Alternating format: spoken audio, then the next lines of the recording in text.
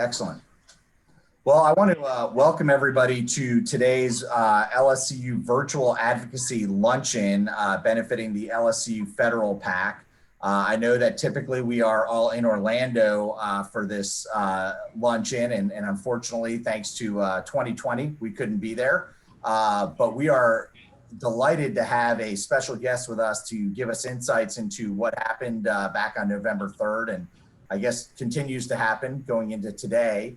So today it's my pleasure to introduce David Wasserman, the U.S. House editor and senior election analyst for the nonpartisan Cook Political Report. Nate Silver of ESPN's 538 website wrote, Wasserman's knowledge of the nooks and crannies of political geography can make him seem like a local.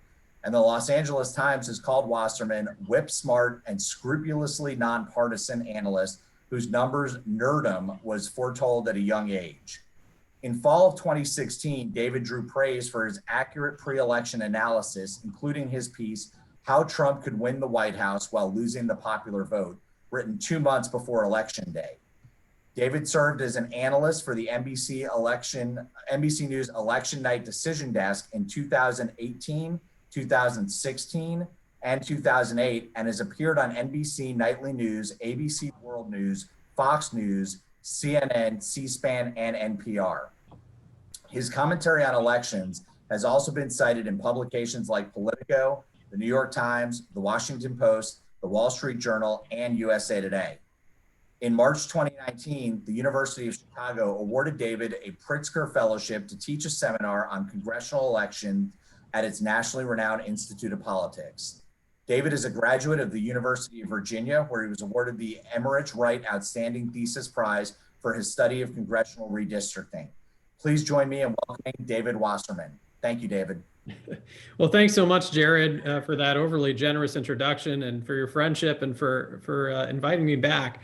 That was excellent pronunciation, because I think there's a line in my bio somewhere that says I'm a scrupulously nonpartisan analyst. And someone a couple of months ago introduced me. I could tell they were having a hard time reading the page, and they called me a scrumptiously nonpartisan analyst. So I said, I'll take it. Well, we certainly got a lot to dissect a couple weeks out from this election, and we'll be dissecting it for months and years to come. I want to cover 7 of the key takeaways that I had from what transpired, and leave as much time for questions as we can, because I've got plenty of questions about what happened myself that we're still trying to answer. Well, this is certainly a historic and record-shattering election in terms of turnout and in many other respects. But the first and probably the most frequent question that I got all year was, can we still trust the polls after what happened in 2016? And the answer to that from what we saw 2 weeks ago was probably not. We have entered a new era in gauging public opinion that is murkier than in the past, in part because response rates to surveys are at historic lows. And not only did we see a larger polling error than the one that we had in 2020, but we also saw an even larger polling error in down ballot races, particularly Senate and House races.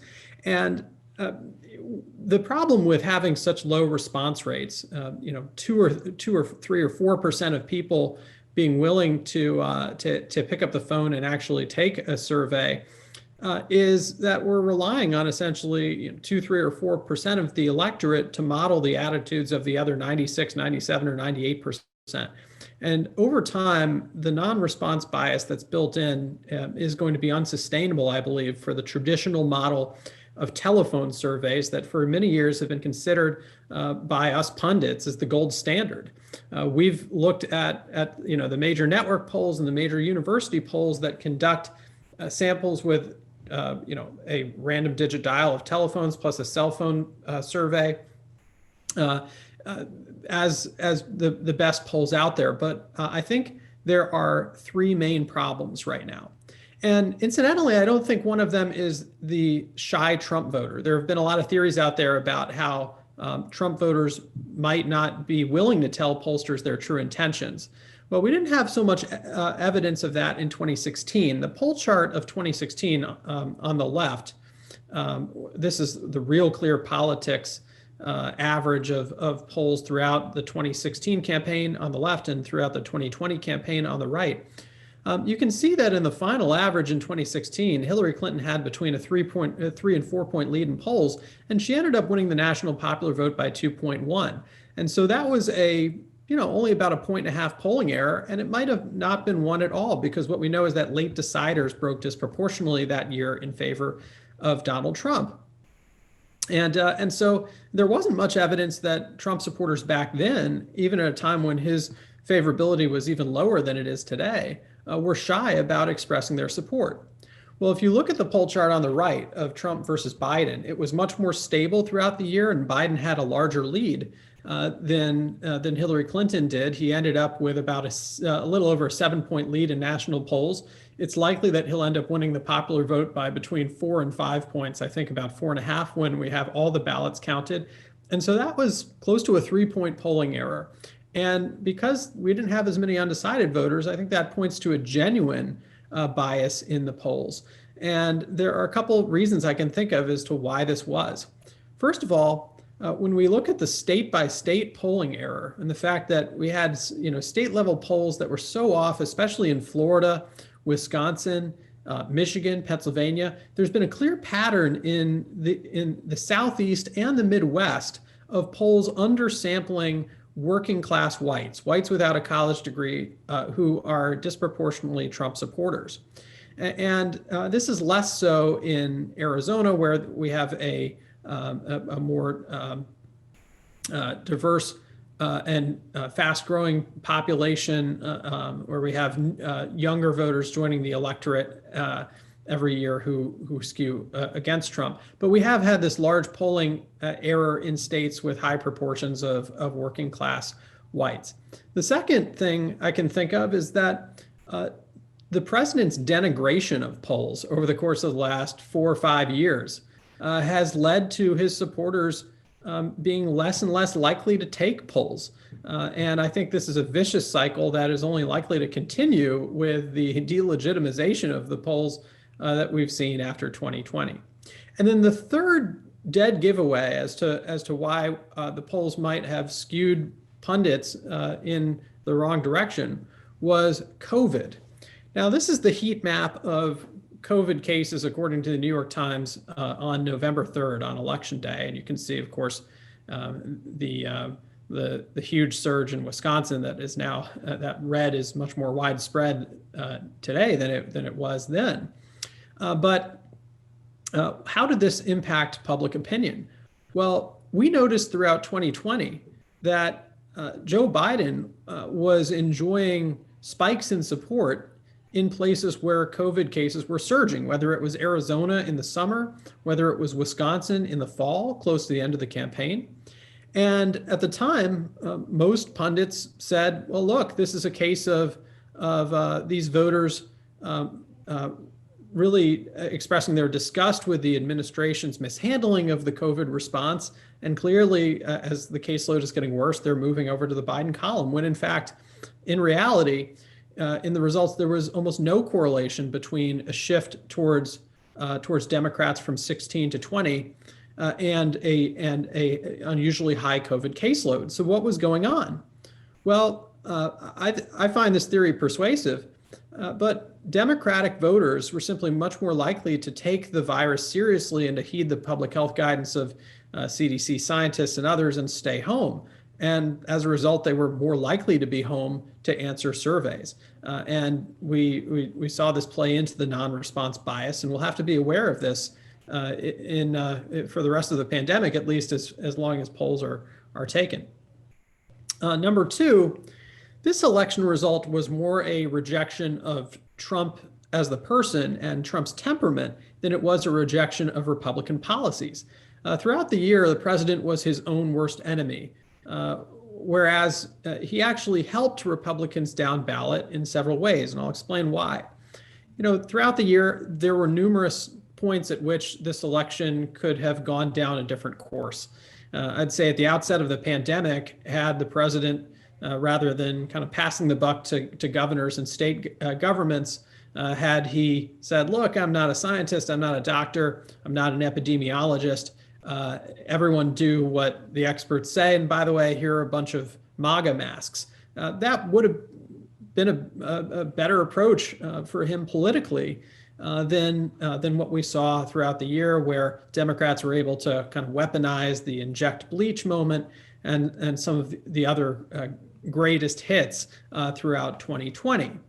Now, remember that moment at the Republican convention when President Trump settled on a message that Joe Biden was a Trojan horse for the radical left and for socialism and AOC and all the rest of it? Well, in retrospect, the message that a number of swing voters might have taken away from that was that Joe Biden must not be so bad, but Democrats in Congress, man, they're about to drive the country off a socialist cliff.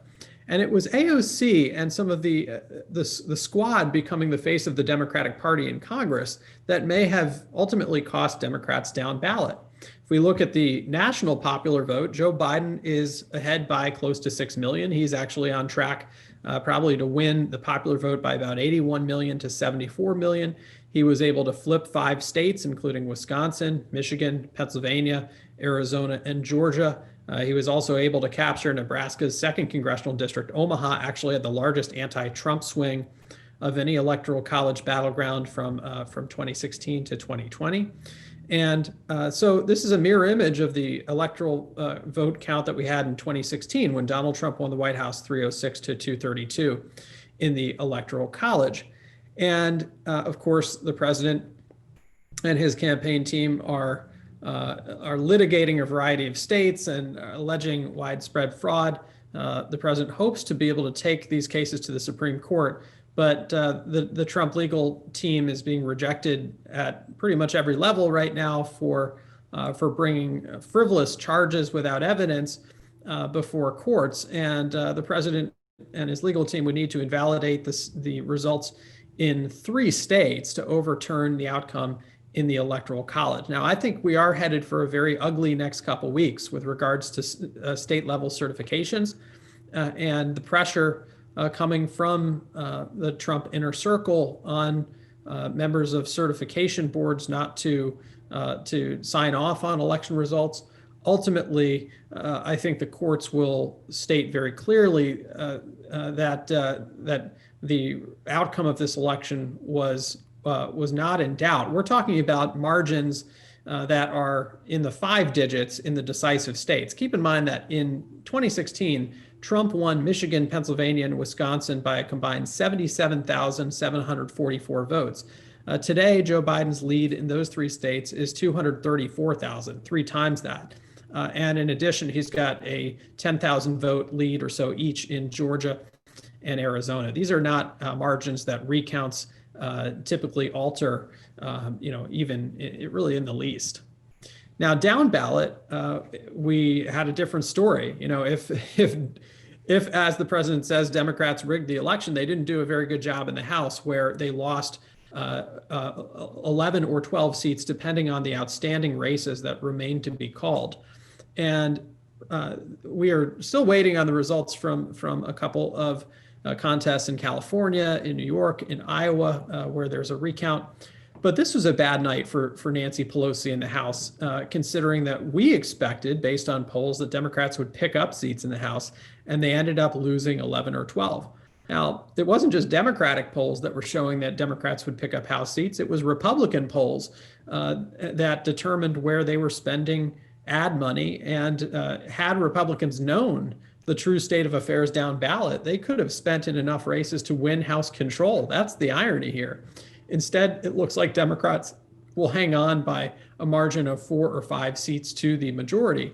And in retrospect, I think the blind spot for many analysts, us included, was that President Trump being on top of the ballot is actually the best of both worlds for down ballot Republicans in 2 ways. Number one, President Trump drives out millions of low propensity conservative voters who would otherwise never show up in a midterm or off year election.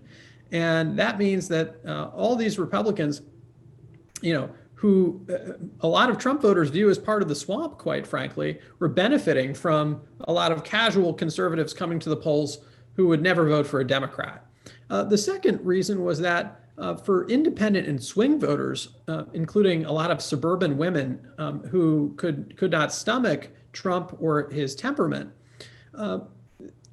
Trump being on top of the ballot meant that they could vent their anger at Trump directly by voting against Trump, but they could still cross over and vote for a conventional Republican or someone they liked down ballot. And that option was not available to those voters in 2018, when the only way these voters could express their displeasure with Trump was by voting for a Democrat in a congressional race. And so we noticed in a variety of suburban districts, Republicans actually did better this time around than they did in 2018. And that is something that frankly bucks the trend of the last couple decades. We've seen a decline in split ticket voting in recent years, but 2020 proved that split ticket voting is still alive and well. Another factor here, as we got closer to election day, we saw more polls show that a majority of Americans began to believe Joe Biden could win the election. For a lot of the year, Americans expected that somehow President Trump would win the election. And that may have played into voters' desire for a check on Democrats going too far left. And we saw that show up in the final results. The third takeaway is this is still an extremely deeply divided nation. And for all that we went through as a country over the last year, between a pandemic and the racial reckoning we've had, and the impeachment, which is largely forgotten about now, the Supreme Court confirmation and fight. For all we've been through as a nation, most parts of the country did not change very much politically. They're still pretty locked into their existing viewpoints. And Democrats and Republicans are increasingly in different galaxies, not just planets, when it comes to their understanding of the current day's events. Just to give you an idea of how far apart Democrats and Republicans are on just some key areas of public opinion, I want to offer you just a sampling of the polling that the NBC Wall Street Journal polling unit came up with in the final month of the campaign. And I know I've trashed polls already, so take all of these with a grain of salt, but still, the margins are pretty unbelievable. We asked voters, do you believe the COVID situation in the US is out of control versus under control? Overall, 59% of voters said they believe it's out of control. This was October, including 95% of Democrats and 23% of Republicans. Are you at least somewhat confident it's safe for K-12 schools in your state to reopen? Overall, 36% said they were at least somewhat confident, including 16% of Democrats and 70% of Republicans.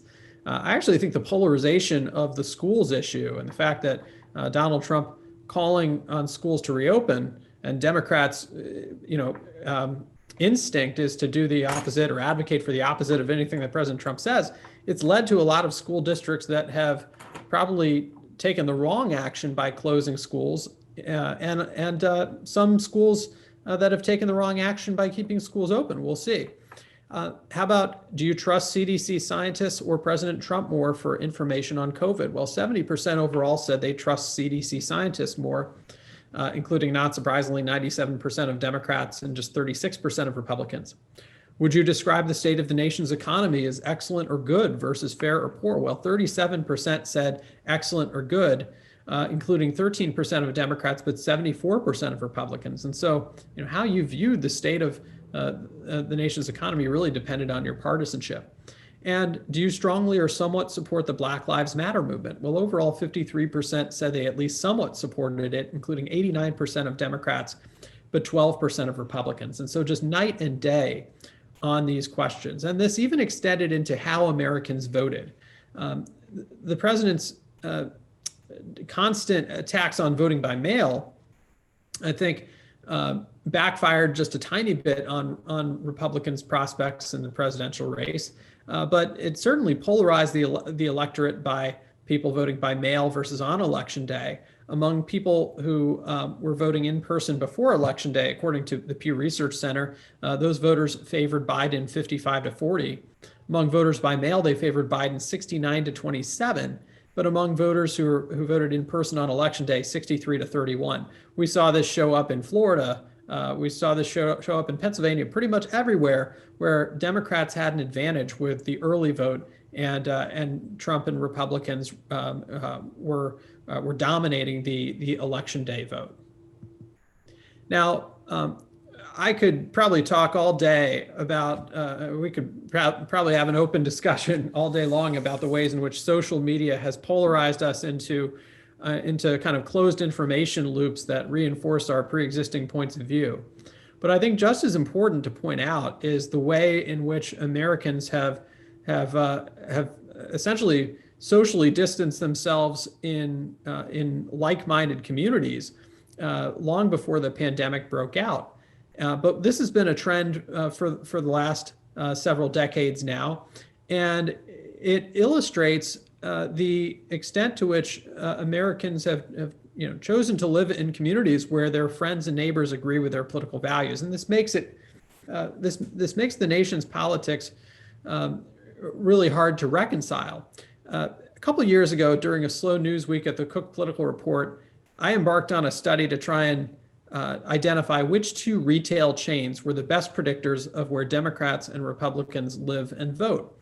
And some of you may have heard me describe this before, but when I merged a GIS database that could map out all kinds of retail chains nationally with a database of county by county election results, what I found was that the leading predictor of Democratic support was Whole Foods Market. Not surprisingly, but the leading indicator of Republican support was Cracker Barrel Old Country Store. Just to give you an idea of how far apart the nation's politics have come, in 1992, when Bill Clinton won the White House over George H.W. Bush, he carried 59% of the counties that today have a Whole Foods Market and 40% of the counties that today have a Cracker Barrel. That was a 19-point culture gap. That gap went up to 23 points in 1996. In 2000, when George W. Bush won the White House over Al Gore, he carried 75% of Cracker Barrels and 44% of Whole Foods, so that was a 31-point gap. The gap went up to 39 in 2004. It was 43 in 2008 when Obama carried 78% of Whole Foods and 35% of Cracker Barrels, and it was 46 points in 2012. And in 2016, Donald Trump won the White House, winning 76% of Cracker Barrels and 22% of Whole Foods, a 54-point gap, the widest we had seen up until that point. And I didn't think it could possibly get any wider because, after all, Joe Biden supposedly the patron saint of blue-collar Democrats, and he was supposed to do better than Hillary Clinton did in Cracker Barrel country. Well, what happened? Well, Joe Biden did do marginally better than Hillary Clinton in Cracker Barrel country. He raised that number from 22% to, or I'm sorry, 24% to 27%.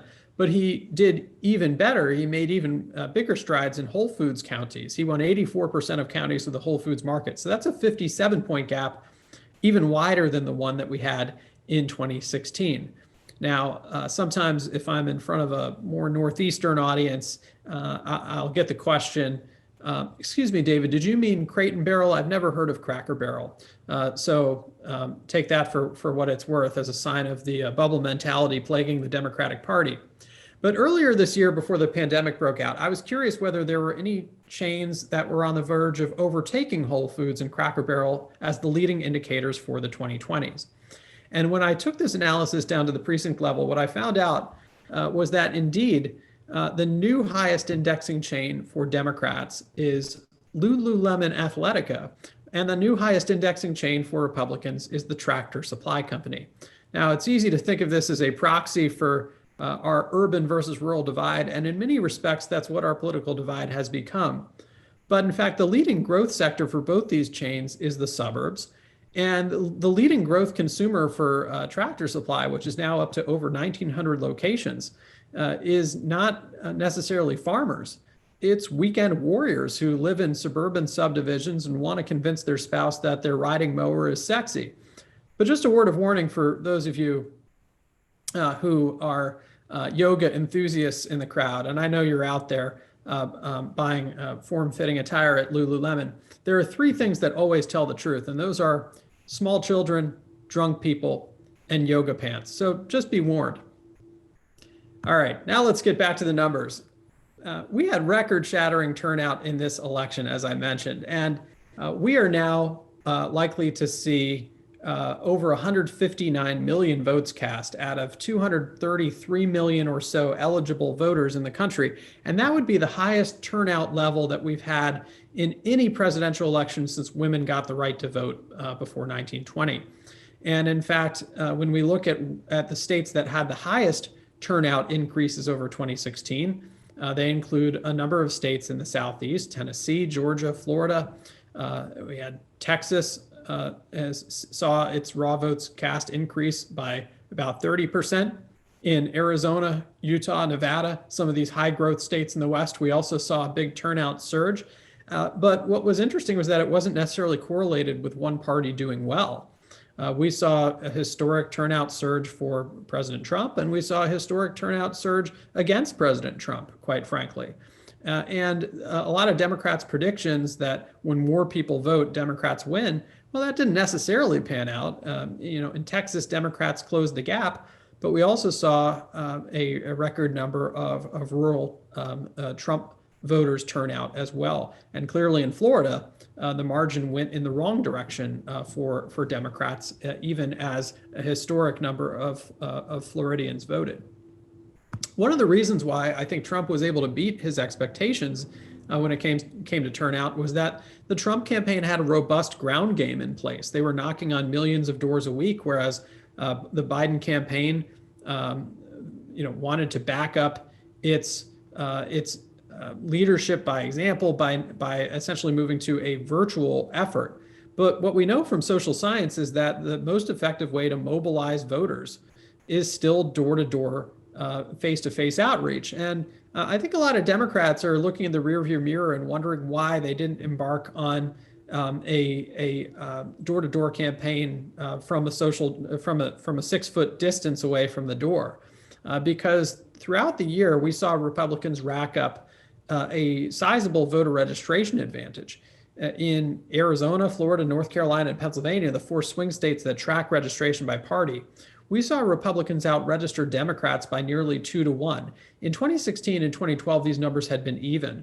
And so if there's one kind of silver lining for Democrats moving forward in some of these states, besides the fact that Biden narrowly won the presidency, it would be that in 2022 and 2024, there may be some upside if we're past the pandemic for Democrats to return to some of the normal rates of college campus registration and door-to-door, central city registration that they typically get. Number 5, this was a bad election night for predictions that demographics will ultimately doom the Republican Party. In fact, even in defeat, Trump demonstrated where the Republican Party's future may lie.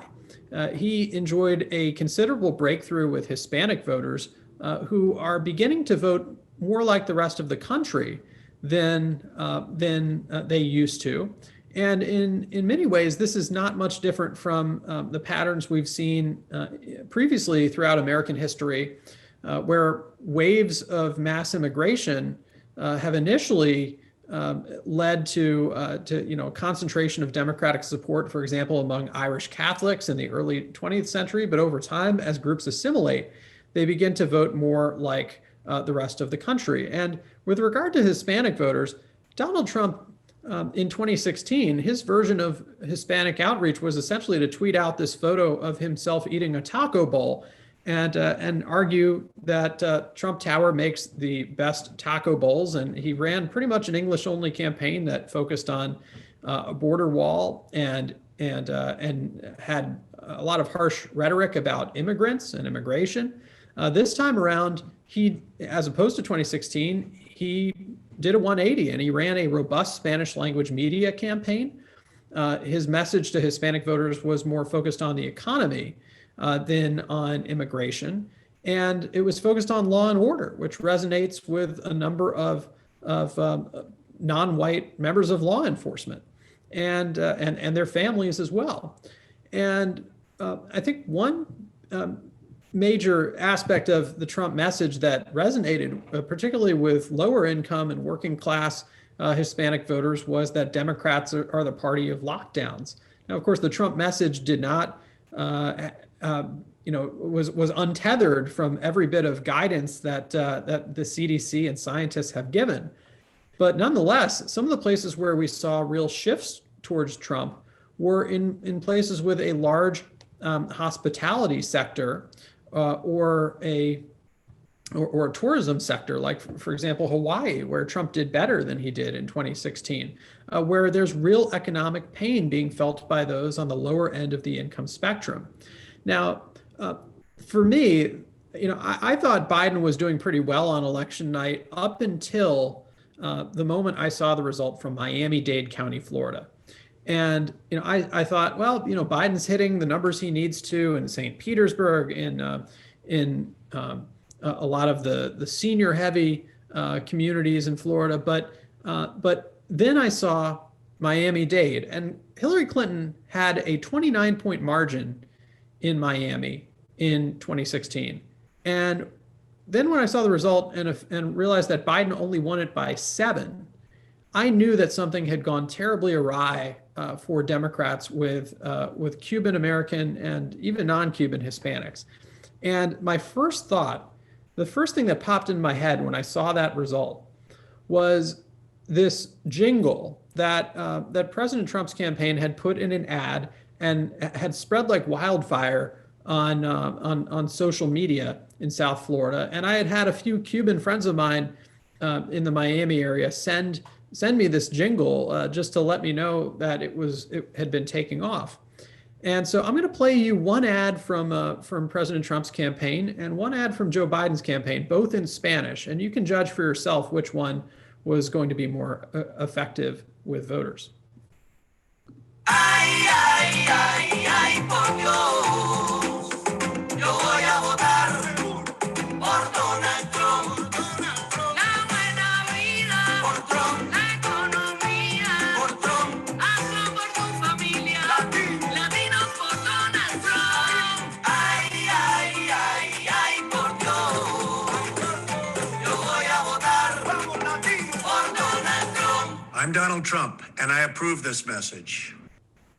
So as you can see in this ad, everyone's having a great time. Everyone's partying. Families are together. They're dancing. Even Trump is dancing. There's no sign of COVID anywhere around. And although we know this doesn't necessarily reflect reality on the ground in Miami or anywhere else, it's a form of escapism, and it's what voters were craving during a dark year. Now I'm going to play you an ad from Joe Biden's campaign that was geared towards younger Hispanic voters.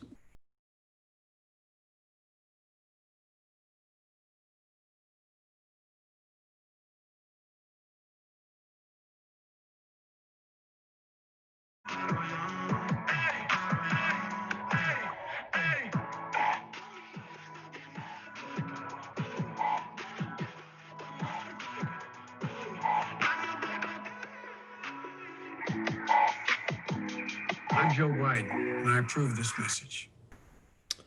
So obviously, this was a greatest hit list of all of the behavior that Democrats saw as Trump's most inept or cruel moments in response to Hurricane Maria or the pandemic.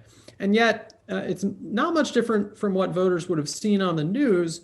And if you were not a regular consumer of local or national news, you might not have been able to connect the dots from this ad to any of Trump's actions and their impact on voters' everyday lives. It's clear that the first ad was simply a catchier appeal and what voters wanted to hear at a time of darkness for the country. Now, this is a map of where America got redder or bluer compared to 2016. And this is courtesy of my friend Nate Cohn at the New York Times. Just one caveat on this map. You can see that New York State looks like it got redder. We still haven't finished counting all the ballots, all the absentee ballots in New York State. And I expect those counties to turn blue by the end of it. But you can see the gains that Trump made in Miami and south of Orlando. You can see that President Trump was able to recover ground among Mormons, who a number of whom did not support him in 2016 in Utah. And what really stands out about this map is in South Texas, particularly along the border, and just how much redder those counties got. Keep in mind that President Trump still didn't win many of these counties. This is the map of the shift since 2016. But there were counties where Hillary Clinton had won by 60 points in 2016, where Joe Biden won by just 5 this time around. And we almost never see 55-point swings like that in a matter of 4 years. So what went wrong for Democrats? They're going to need to examine this for some time. Well, in these types of communities, I simply don't think the Democratic message or the language Democrats are using on communities of color and Trump's what they see as Trump's racism, I don't think that resonates with voters in these places. If you're living in a 96% Hispanic county, which most of these places are, then you don't necessarily see your community as a community of color. Your identity is a nurse or a teacher or a truck driver. And I think President Trump has done a better job of connecting with these voters' lived experiences than Democrats have done lately. So it's going to require some Democratic, self-examination here. Number 6, Democrats' strategy in the Senate largely fell flat. Democrats were hoping to take the majority in the Senate, and today the count is 50 Republicans, 48 Democrats, and there are 2 Georgia races headed to runoff. Now, Democrats did manage to lose the Senate seat in Alabama, as we expected. We always thought that Doug Jones, given his fluke win over Roy Moore, was more likely to be a cabinet member in a Biden administration come 2021 than a senator. And Democrats did pick up the 2 seats we expected them to gain in Arizona and Colorado, where Mark Kelly and John Hickenlooper defeated Martha McSally and Cory Gardner. And so that got them from 47 to 48 on a net basis. But these 2 Senate runoffs in Georgia are going to be the center of the political universe for the next couple weeks. And both are slated on January 5th. They're taking place because no one got 50% of the vote in the initial round. And David Perdue is facing off against John Ossoff. And then Republican Senator Kelly Loeffler is facing off against Democratic Pastor Raphael Warnock. I think both of these races will probably break the same way. And ordinarily, you'd give the advantage to Republicans in a runoff situation in Georgia, because in the past, runoff electorates have been a little whiter and older than the electorate that would show up for the general election. But this time around, it's not as clear cut, because given the attacks that we're hearing from Republicans on the Secretary of State in Georgia and their criticism of the voting process, Republicans are going to have to work hard to, on the one hand, try and convince their voters that the election process in Georgia is still legitimate. At the same time, a number of top Republican leaders are denigrating the Secretary of State. And the highest likelihood turnout voters are suburbanites in northern Atlanta, who used to be Republicans, but a number of them have since become more hostile to Republicans and are voting for Democrats. So I'd give a very narrow edge to both of the Republicans here. But if there's one Republican that's more vulnerable than the other, I think it's probably Kelly Loeffler, who has developed a pretty polarizing persona in the Atlanta suburbs and has a considerably lower favorability rating overall. She was mired in a stock sell-off scandal earlier this year, and that's going to come up quite a bit in the general or in the runoff campaign. A big warning sign for Democrats, though, in Georgia is what happened in all of these purple state Senate races that they lost in November. We had 5 races that we thought Democrats would have a good shot at winning, where Republicans won them by pretty convincing margins everywhere except North Carolina, where Tom Tillis won by a pretty small margin. And I think what happened in these races is every time Democrats saw a Republican senator that they hated in a purple state, their strategy was simply to flood the zone with out-of-state money. And as we moved closer to Election Day, the money became the story in local media in these states. And these unprecedented sums that Democrats were raising from California and New York allowed Republican senators to portray their Democratic opponents as puppets of Chuck Schumer and out-of-state interests. And if you're running in a pretty parochial, neighborly state like Maine or Iowa, that had the potential to backfire. And I think Democrats have to be careful of that dynamic in Georgia, with a lot of out-of-state interests trying to flood the zone with cash to win those Senate seats. And then finally, number 7, this election result could either be a moderate's dream come true, or I should more appropriately say, a fan of the status quo's dream come true, or DC's senior moment. Now, keep in mind that in this election scenario, where we are probably headed for a very narrow Republican majority in the Senate, a narrow majority in the House, and a Biden administration, policy is really going to come down to a handful of very moderate senators who essentially operate as free agents or independents in the U.S. Senate. And that list includes Susan Collins from Maine, a Republican, Joe Manchin from West Virginia, a very conservative Democrat, as well as Republican Senators Lisa Murkowski from Alaska, Mitt Romney from Utah, Ben Sasse from Nebraska, potentially even Pat Toomey from Pennsylvania, who has said he's not running for re-election. And so these are going to be the targets for Joe Biden to pick up votes in the Senate to be able to do the very basic governance that is required. Now, also keep in mind that the great triumvirate of our nation's leadership in 2021 is going to be a testament to advancements in pharmaceutical medicine.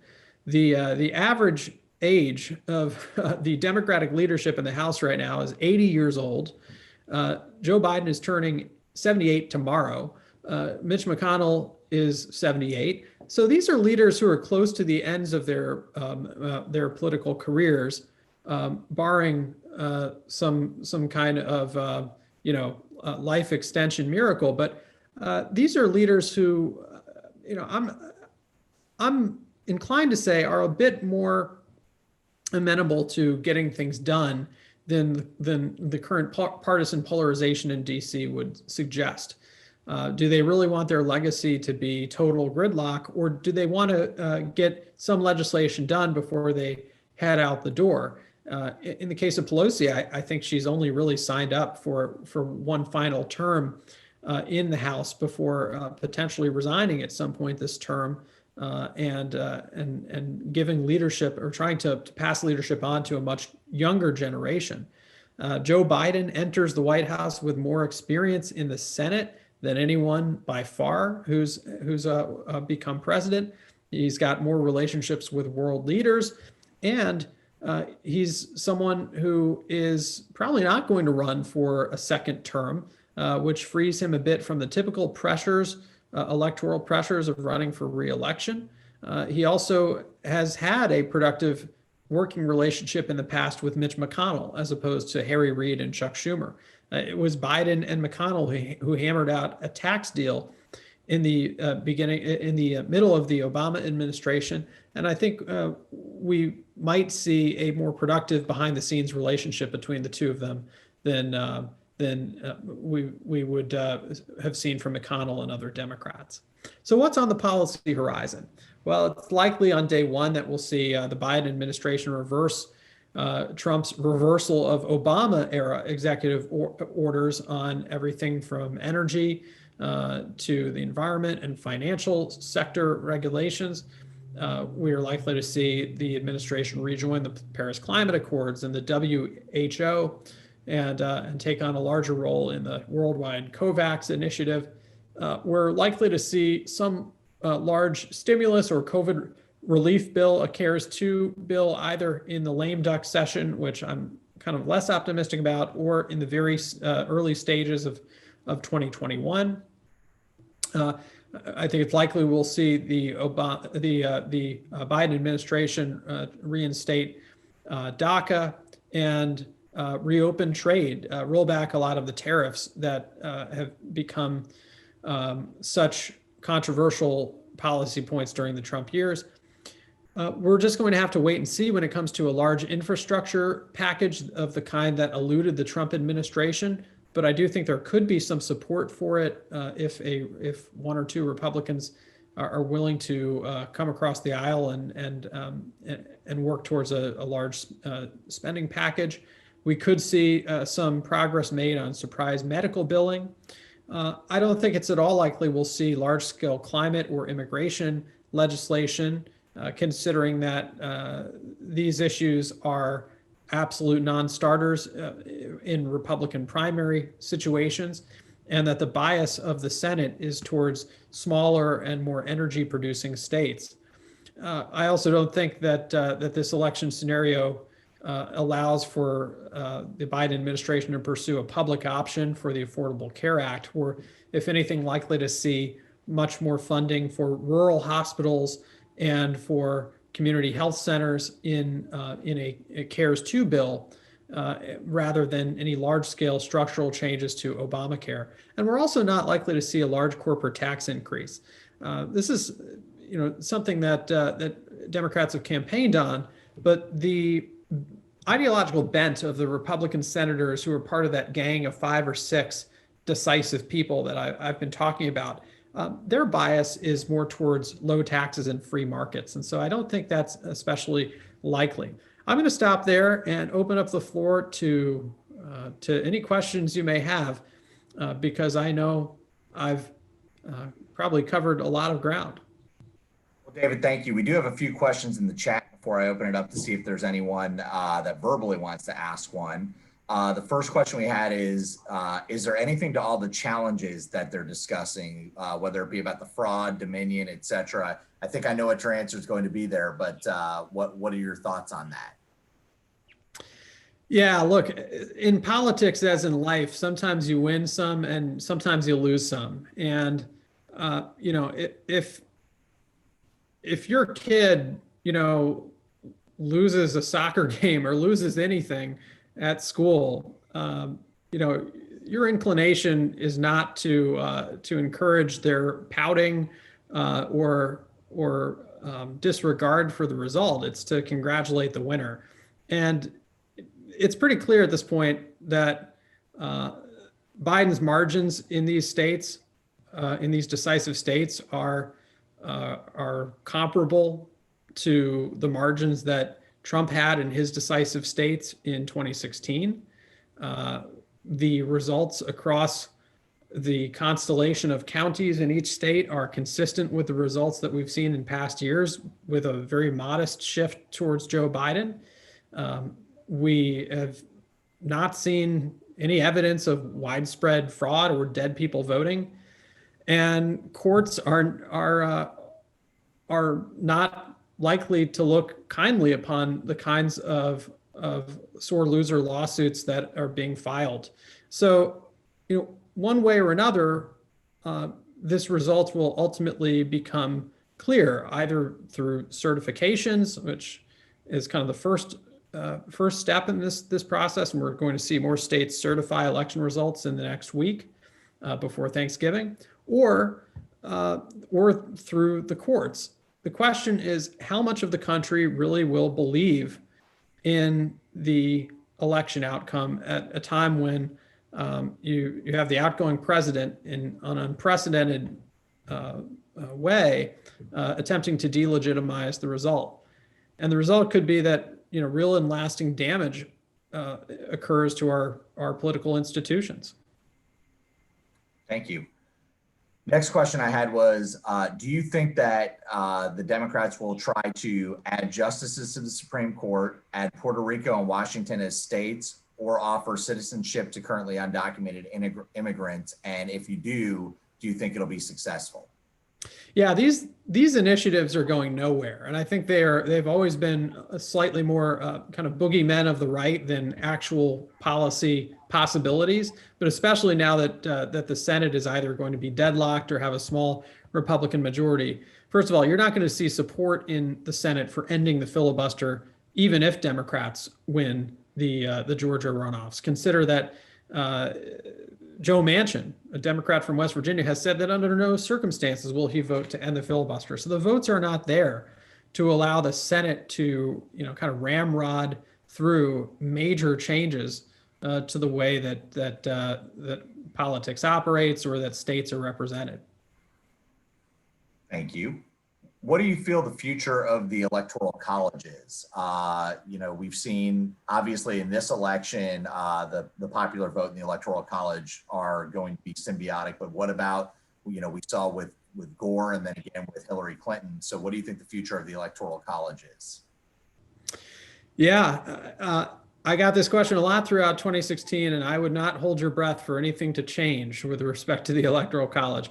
First of all, yeah, there have been movements afoot to try and for states to sign on to something called a National Popular Vote Interstate Compact, which is essentially a pledge that states would award their electoral votes to whoever wins the most popular votes.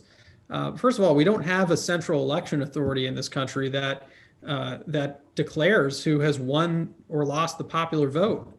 And in fact, I believe that's a security feature of our election system, the fact that we have a decentralized system and that these are administered at the local level.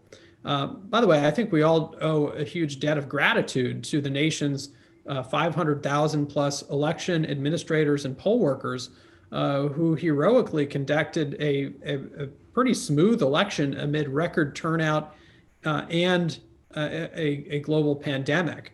And the result of this election was, very high turnout on both sides. It was a split decision between which party gained at the presidential and the congressional levels. And the Electoral College will continue to evolve. It's clear that Georgia is now, squarely on the map as a battleground state because of the movement of Atlanta's suburbs. It's also clear that Democrats still have a ways to go in Texas and that they are still at risk in the future of losing Wisconsin, Michigan, and Pennsylvania. So I see this being a competitive map.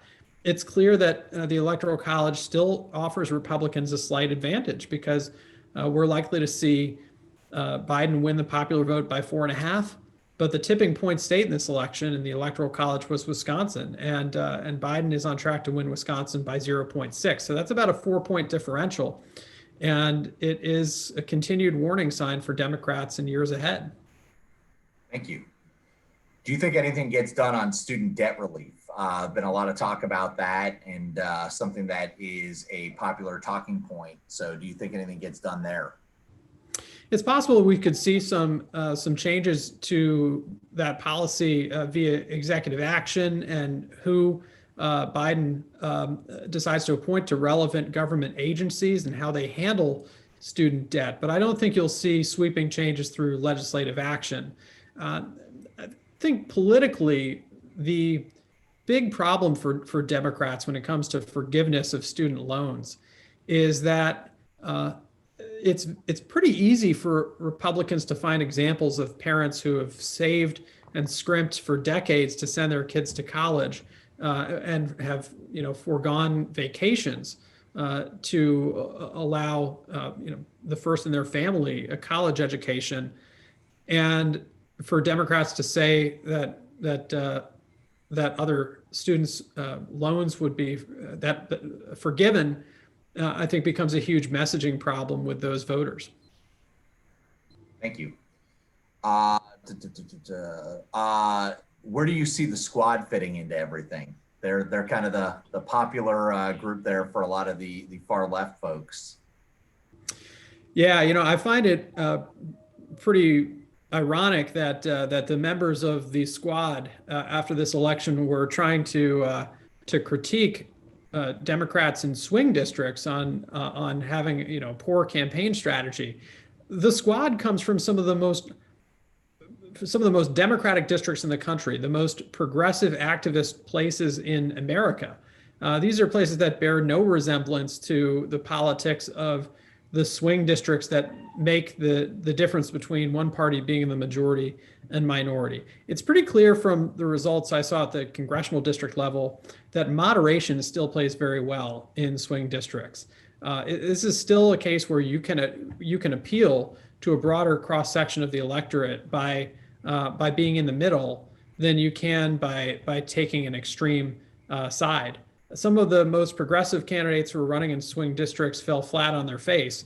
But some of the people who managed to survive, people like Abigail Spanberger in Virginia or Alyssa Slotkin in Michigan, they were Democrats who had established their own identities as national security experts. And their message was really not ideological in the least, it was more biographical. So, this divide in the Democratic Party is going to be important in the sense that if Nancy Pelosi has only a 222 or 223 seat majority in the House, she can only afford to lose the squad and pretty much no one else if she wants to pass legislation. But I don't think that you'll see the squad hold up legislation to the extent that the Freedom Caucus on the right did. Thank you. You have time for a couple more questions? David, do you have time for a couple more? Oh, yeah, yeah. Okay, perfect. This one is actually near and dear to credit union's heart as we deal with the Paycheck Protection Program forgiveness legislation. Do you think that the automatic forgiveness bill that's out there right now to forgive loans of $150,000 or below, do you think that has any shot of making it through before the end of this year? I do think it has a shot of making it through, towards the very end of the lame duck or early next year. And I think there could be, there could be some serious negotiation over that threshold. Great. Another one was, do you think that future elections will be as heavily weighted with mail-in voting as they were this year? Or do you think that those ratios will go back to historic averages in the future once we're kind of clear of a pandemic? It's a great question. And I think the added convenience of mail-in voting to many voters was appealing. I think we'll see a slight return to normal, but we'll never go back to the rates that we used to have of how many voters voted in person on election day. Part of the reason why this has become why early and mail voting has become so popular with voters is that there are fewer late deciders and fewer truly undecided voters than there used to be. Elections are more functioning as censuses of how many Democrats and Republicans live in a given place than true contests or comparisons of each candidate's background and positions in many ways. And so, it's on the one hand, yeah, we saw a surprisingly high level of split ticket voting this year, but voters had generally made up their minds well in advance of election day, and I think that will only continue to promote the popularity of mail-in balloting. Excellent. Any other questions from folks? There's no more in the chat. Does anyone have any questions that they would like to ask David before we let him run? Give it one. I just got another one. Do you see any of the state legislatures, which are majority GOP, subscribing to the faceless electors theory? The president has asked a lot of the state legislatures to ignore the vote and basically overturn the popular vote. Do you see that happening? Yeah, I do think there will be movements afoot among small numbers, possibly substantial numbers of Republican state legislators to try and appoint their own slates. The issue here, though, is that I think judges who face no primary election really in the future are not likely to look kindly upon state legislatures attempting to subvert the will of their states or disenfranchise millions of voters, millions of their own constituents. That's essentially what that action would entail. And by the way, I don't think there's majority support for that in any legislature in a state that Joe Biden carried. So I'm very skeptical that movement would be successful. Yeah, I know here in Florida, even though Florida went red prior to the election, that idea had been floated, and our legislature was very clear, a very heavily Republican legislature, that they were not going to go against the will of the people. So I can't imagine that's a very popular thing out there. Any other questions for David before we thank him and say goodbye? Give it 1 second here. Sometimes with technology, it takes a second to come through. Well, it looks like we don't have any. David, I want to thank you. This is the second time we've had David to speak to our group in LSCU, and your insights are invaluable.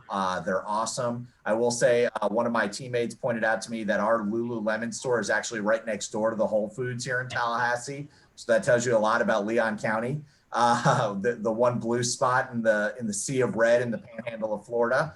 But I will say, David, we really appreciate everything. This was awesome, and we look forward to having you back again in the future. Well, thanks so much, Jared, and you've been a great friend, and I look forward to being back with you in person when circumstances will allow. Well, we'll count on that. We appreciate you. All right, take care, everyone. Thanks, everybody.